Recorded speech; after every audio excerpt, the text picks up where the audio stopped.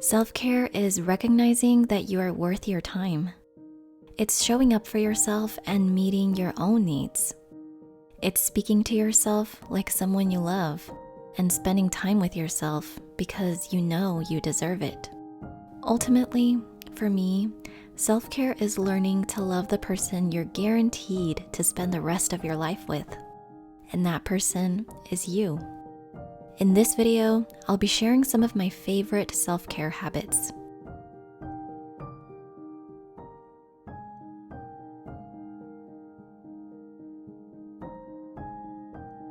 As much as I enjoy having a daily routine and following a schedule, it can be really easy to get trapped in this cycle.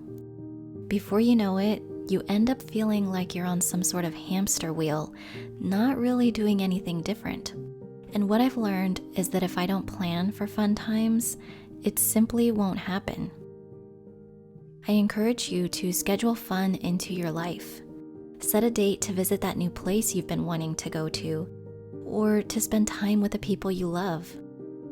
You are the artist of your own life, and you can design it any way you want.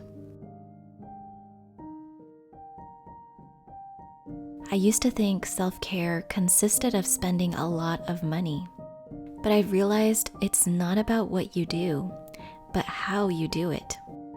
It fascinates me how you can have a completely different experience just by choosing to see it differently. I used to see my skincare routine as one more thing I had to do every day, but now I choose to see it as a self-love ritual. Lighting a candle, playing some relaxing music, or making a cup of tea transforms my entire experience and is something I look forward to every day. I love to be around little kids. They remind me that not everything in life needs to be so serious, and they inspire me to be more playful and connect with my own inner child. Whenever I do the things I enjoyed as a kid, I feel more creative, inspired, and I see life more lightheartedly. What did you enjoy doing as a kid?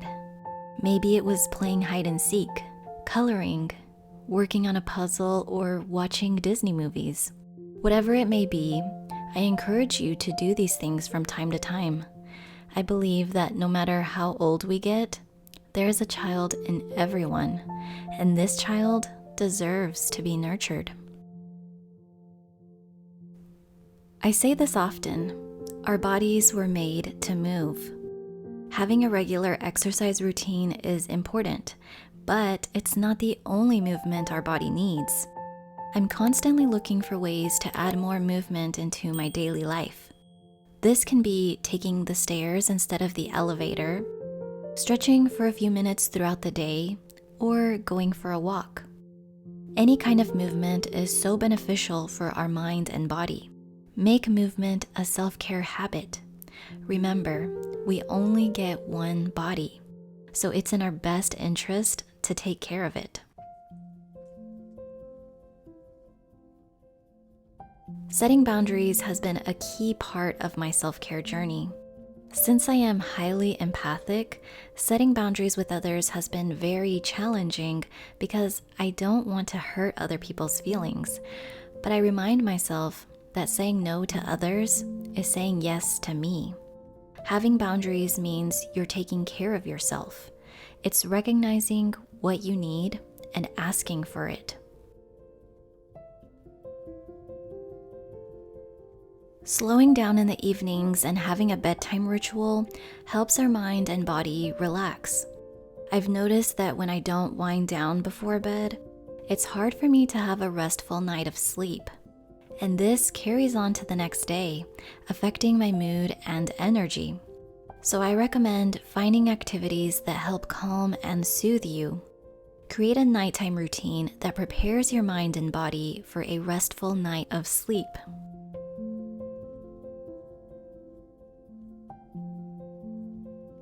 I think it's important to remember that there will be rough days.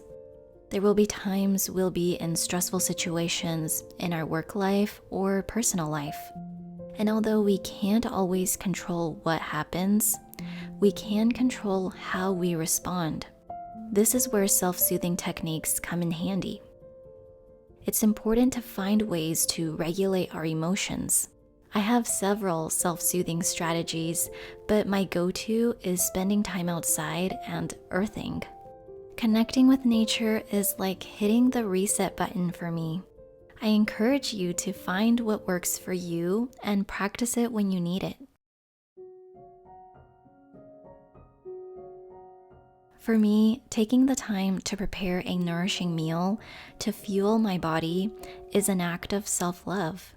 I remember the feeling of coming home to a cooked meal every day when I was a little girl. I felt cared for and nurtured. And that's exactly what I feel now when I cook for myself. It's easy to see cooking as a chore when life gets hectic, but I'd say try to have at least one home-cooked meal every day.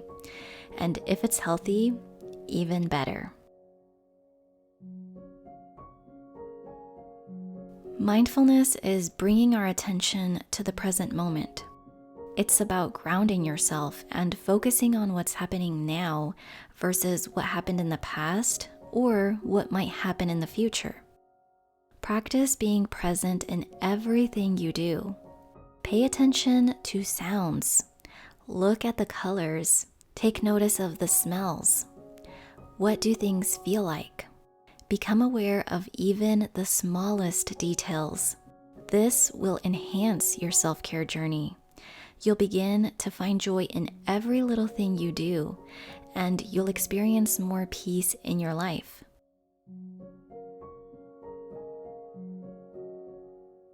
As they say, you can't pour from an empty cup. I have found that dedicating the first minutes of the day to myself has been extremely helpful in my self-care journey. This has ranged from journaling to meditating or practicing yoga. Whatever the activity is, though, the amount of time I spend on it doesn't matter as much as the act of doing it. For me, this makes all the difference. Showing up for myself first allows me to show up for others in a better way.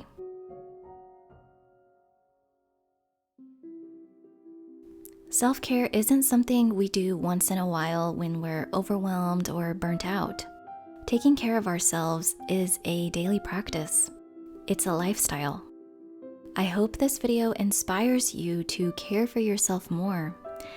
You deserve it. I wish you a very happy new year.